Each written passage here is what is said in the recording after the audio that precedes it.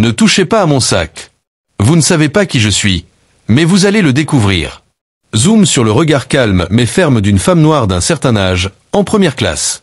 Une hôtesse blanche lui arrache son sac à main sans un mot, le jette dans le compartiment à bagages.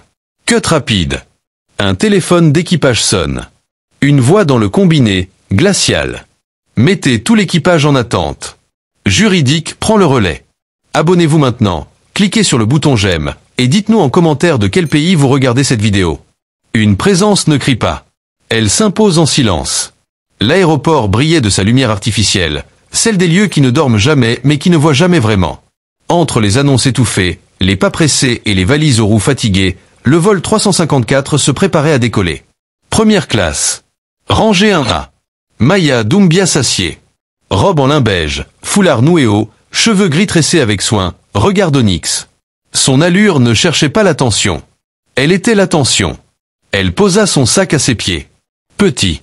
En cuir brun vieilli. Le genre de sac qu'on ne vend pas, qu'on ne remplace pas. Il semblait respirer les années, absorber les silences.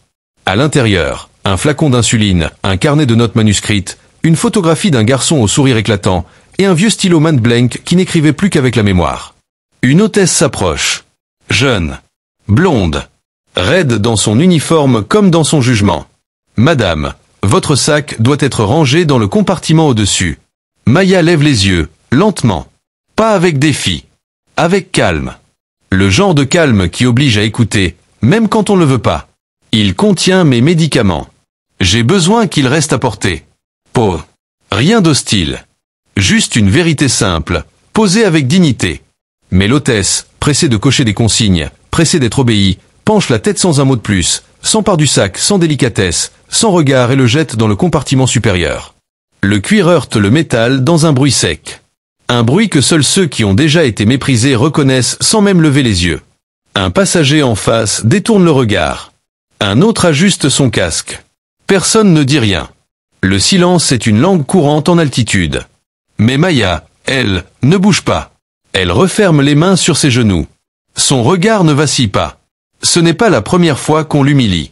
Mais ce sera peut-être la dernière fois que quelqu'un le fera sans conséquence. Elle sort son téléphone. Ancien. Discret. Chargé d'intention.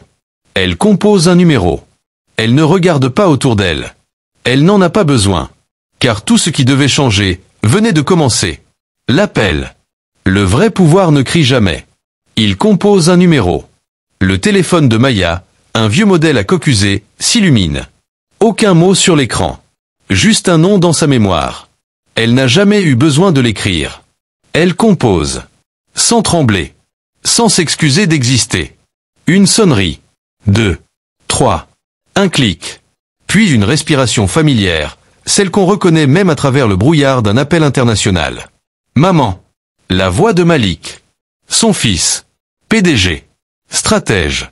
Mais avant tout, fils d'une femme qu'on ne rabaisse pas. Elle ne dit pas bonjour, ni je t'appelle pour te déranger. Elle dit simplement, doucement, mais avec un acier invisible dans la voix. On vient de me prendre mon sac. Sans mon accord. On m'a regardé sans me voir. Tu sais ce que ça veut dire. Silence au bout du fil. Mais pas un silence vide. Un silence rempli de décisions qui se forment. Tu veux que je... Non. Je ne veux rien. Je t'informe. Je suis assise, calme. Mais ne laisse pas cette main invisible penser qu'elle ne sera jamais nommée. Une pause. Puis elle ajoute, en détachant chaque syllabe, comme on laisse tomber une vérité sur une table de verre. Ce n'est pas à cause de qui je suis que tu dois agir. C'est à cause de ce qu'ils ont oublié que j'étais. Et elle raccroche. Pas de cri. Pas de vengeance. Juste une promesse en suspension. Dans le cockpit, une lumière rouge s'allume. Sur l'écran du commandant, un message en majuscule. Appel prioritaire. Service juridique en ligne. Le capitaine hausse un sourcil. Il n'a jamais vu ça. Le téléphone de bord sonne. Il décroche. Une voix calme, tranchante, administrative, mais pas impersonnelle s'élève. Le vol 354 est désormais sous surveillance interne. L'équipage ne doit prendre aucune autre mesure sans validation. Ceci est une directive juridique immédiate. Le commandant jette un coup d'œil vers la cabine. L'ambiance vient de changer. Un poids s'est posé sur tous les sièges. On ne sait pas encore pourquoi. Mais on le sent. Dans la rangée 1A, Maya croise les mains, ferme les yeux. Elle ne cherche pas à faire peur. Mais parfois, la vérité suffit à faire trembler. Tempête en cabine. Certaines tempêtes ne viennent pas du ciel. Elles montent depuis les cabines.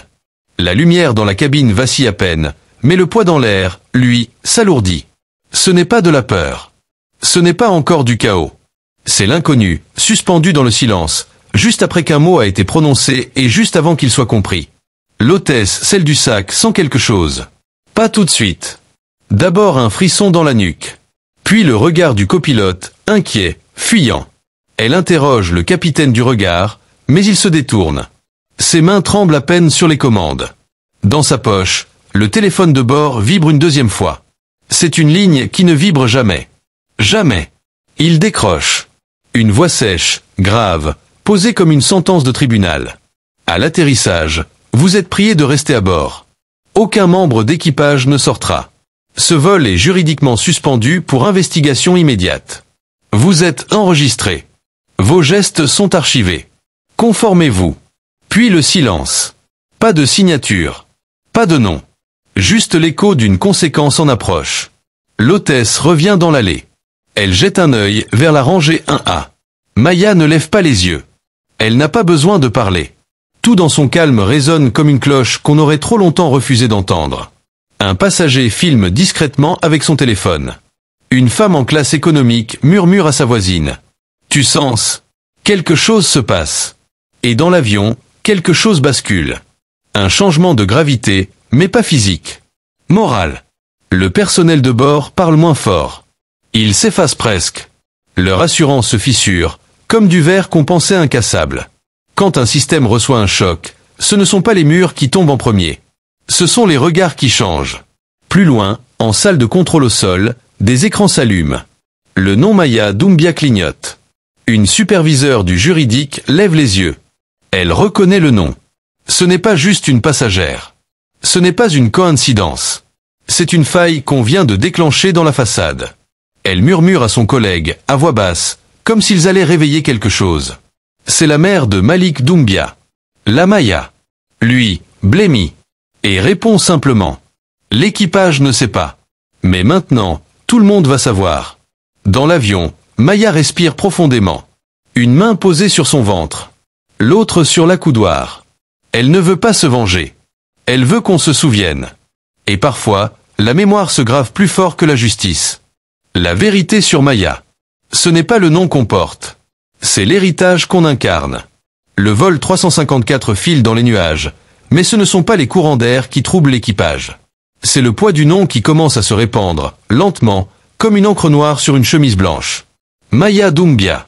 Un nom que certains sur ce vol croyaient banal. Un nom qu'on avait prononcé, ignoré, classé, jeté comme son sac. Mais voilà qu'il remonte. D'abord dans les conversations des superviseurs, ensuite dans les bases de données internes, puis dans les messages cryptés des téléphones professionnels. Une alerte rouge. Une autorité silencieuse. Maya, elle, reste immobile. Pas par fatigue. Par discipline. Elle connaît la mécanique des humiliations. Elle sait qu'il ne faut jamais leur répondre avec le feu. Il faut leur répondre avec la mémoire. Sa mémoire, justement, remonte à loin. Née à Dakar, élevée à Paris, elle avait plaidé dans 3 langues et gagné dans 20 pays. Première femme noire à siéger au Comité européen de médiation aérienne. Fondatrice de Femmes en vol, un programme pour défendre les droits des femmes racisées dans les milieux de l'aviation, du voyage, de la diplomatie. Elle a défendu des passagères expulsés sans cause, des employés de bord méprisés en silence, des femmes traitées comme du fret. Et surtout, elle a élevé Malik Doumbia, l'enfant de l'exil devenu l'homme des sommets. PDG. Stratège. Brillant. Redouté. Mais quand il parle d'elle, il dit simplement « Elle m'a appris que la justice n'a pas besoin de podium. Elle a juste besoin d'une voix. » Mais ce jour-là, dans le vol 354, elle ne portait ni un signe ni robe d'avocate. Juste sa peau. Juste son histoire. Et apparemment, pour certains, c'était encore trop. Un agent de liaison sur Terre résume la situation à voix basse, dans une salle verrouillée. Le personnel n'a pas reconnu Maya Doumbia. Ils n'avaient pas à la reconnaître. Ils avaient à la respecter. Ils lui ont arraché son sac. Non. Ils lui ont arraché quelque chose d'autre. Et maintenant, c'est nous tous qui allons payer. Dans la cabine, une hôtesse ose enfin s'approcher. Elle tente un mot. Madame, je ne savais pas qui vous étiez. Maya la regarde pour la première fois. Ce n'est pas ce que je suis qui importe. C'est ce que vous avez cru que je n'étais pas. Et l'hôtesse comprend alors. Elle n'a pas simplement mal agi envers une passagère. Elle a tourné le dos à toutes celles que Maya représentait. Le poids du silence. Il y a des silences qui écrasent. Et d'autres qui soulèvent des tempêtes. Le vol 354 entame sa descente. Mais ce n'est pas l'altitude qui change. C'est l'atmosphère. Tout l'équipage est figé dans un balai discret d'inquiétude. Gestes mécaniques, sourires crispés, regards jetés comme des ombres. Aucun mot n'est prononcé à haute voix, mais chacun sait. Quelque chose s'est passé. Quelque chose que l'on ne pourra pas dissimuler sous des excuses, ni effacer dans un rapport. Dans la rangée 1A, Maya ne bouge toujours pas. Mais elle règne, dans le silence. Pas un cri. Pas un mot plus haut que l'autre. Et pourtant, toute la cabine gravite autour d'elle. Un enfant la regarde. Une vieille femme joint les mains, comme pour la saluer en silence. Un steward détourne les yeux, honteux de ne pas s'être levé plus tôt. C'est ça, la vraie puissance. Quand votre simple présence devient un miroir. Et que chacun y voit ce qu'il a ignoré trop longtemps. Pendant ce temps, au sol, l'atterrissage s'organise comme une opération délicate. Des hommes en costume sombre attendent sur le tarmac. Pas des policiers. Des juristes. Des représentants. Des gens qu'on ne voit jamais à l'arrivée d'un vol, sauf quand un système a fauté en public. Un véhicule noir arrive à toute allure. Malik Doumbia en descend. Costume sobre. Lunettes sombres. Mâchoire contractée. Il ne vient pas en fils. Il vient en tempête. À bord, le commandant reçoit une dernière directive. Dès l'ouverture des portes, Madame Maya Doumbia sera escortée en priorité. Aucun membre de l'équipage ne s'adresse à elle. Aucun mot de justification. Le silence est désormais exigé. Les roues touchent le sol. La cabine frémit. Pas de soulagement. Pas de clap de fin. Juste l'inévitable qui approche. Les passagers se lèvent doucement. Une voix annonce l'arrivée. Trop douce, trop plate. Comme si elle savait qu'elle n'avait plus d'autorité. Mais Maya, elle, reste assise. Elle attend. La porte s'ouvre. Et là, il entre. Malik. Silencieux. Il ne regarde personne. Il ne sourit pas. Il avance vers la rangée 1A, contourne les passagers pétrifiés, s'arrête à sa hauteur. Elle lève enfin les yeux vers lui. Pas de mots. Juste un regard. Il hoche la tête. Elle se lève. Et d'un seul geste, il lui rend son sac. En main propre. Avec la même révérence qu'on réserve aux reliques. Le silence est total. Mais ce silence-là hurle dans les consciences. Dans son sillage, la vérité marche. Elle ne court pas. Elle n'a jamais eu besoin. Ce que l'on retient. La dignité n'a pas besoin de hurler pour laisser une trace. Elle reste, longtemps après que les voix se taisent. L'aéroport était silencieux. Pas celui du bruit, celui de la conscience. Maya et son fils marchaient côte à côte. Pas vite. Pas lentement. À la vitesse des vérités qu'on n'arrête plus. Les flashs des téléphones s'étaient allumés. Les caméras discrètes des passagers filmaient, mais aucun ne parlait. Il savait qu'il assistait à quelque chose qui allait dépasser ce vol, cette journée, ce terminal. Ce n'était plus une histoire. C'était une leçon gravée dans la peau du réel. Quelques heures plus tard, dans une salle de conférence feutrée, des membres de la compagnie aérienne attendaient. Dossier sur les genoux. Mots d'excuses préparés. Stratégie de communication rédigée à la hâte. Mais Maya n'était pas venue pour entendre des phrases. Elle était venue pour rappeler des vérités. Elle entre. Sans escorte. Sans décor. Juste elle. Et ce sac, toujours à son bras. Le cuir semble avoir absorbé l'histoire. Elle s'assoit. Les regarde. Et parle. Lentement. Chaque mot est une lame qui coupe l'habitude. Ce n'est pas une hôtesse que je suis venu confronter. C'est un regard. Celui qui dit que certaines personnes ne méritent pas qu'on leur demande la permission. Oh. Je ne veux pas vos excuses. Je veux que vous compreniez ce que cela signifie. D'être vu comme une alerte, et non comme une cliente. D'être noir, assise en première classe, et suspecté d'être à la mauvaise place. D'être traité comme un doute, dans le pays même où l'on a construit des lois. Un silence. Mais pas de vide. Juste le respect, douloureux, brutal, qui s'installe enfin. Quelques jours plus tard, la compagnie annonce une réforme immédiate des protocoles d'accueil. une formation obligatoire sur les biais raciaux et culturels. Et surtout, un programme au nom simple. Initiative Maya. Non pas en hommage, mais en rappel. Et Maya, elle refuse les interviews. Elle ne commente pas sur les réseaux. Elle ne cherche ni à briller ni à punir. Elle retourne à sa vie, simple, forte, ancrée. Mais partout où elle passe désormais, quelque chose change. Quand une hôtesse voit une femme noire s'asseoir, elle la regarde autrement. Quand un passager voit un sac discret, il se demande ce qu'il contient, pas en suspicion, mais en respect. Et un jour, dans un autre avion, un enfant regarde sa mère poser son sac. Il lui demande « Maman, pourquoi tu le gardes avec toi ?» Elle sourit et répond « Parce que certaines choses ont traversé le monde pour que je sois ici. Et je refuse qu'on les éloigne de moi. Certains combats se gagnent sans point levé. Ils se gagnent par la posture, par la patience, et par la mémoire que l'on grave dans les regards. Ce que cette histoire a réveillé. Il n'y a pas eu de cri, pas de poing sur la table, pas de manifestation dans les rues.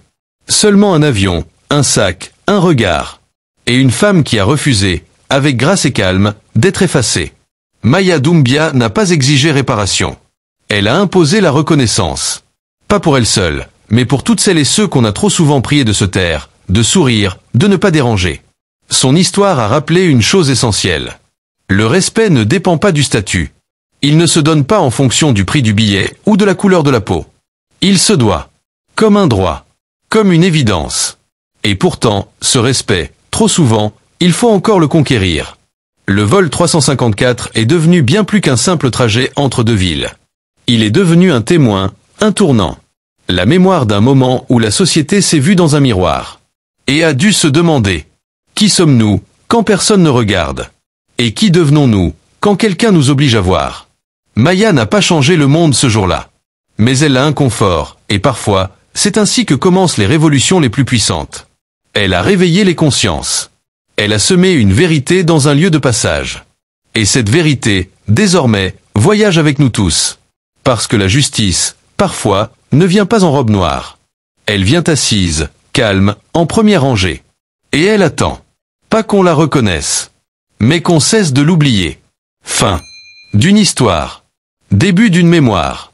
Abonnez-vous maintenant, cliquez sur le bouton j'aime, et dites-nous en commentaire de quelle ville vous regardez cette vidéo. Ça nous aide énormément à faire connaître ces récits puissants, et peut-être à en changer d'autres. Merci d'être là. Merci de faire partie de celles et ceux qui écoutent l'humain derrière l'invisible.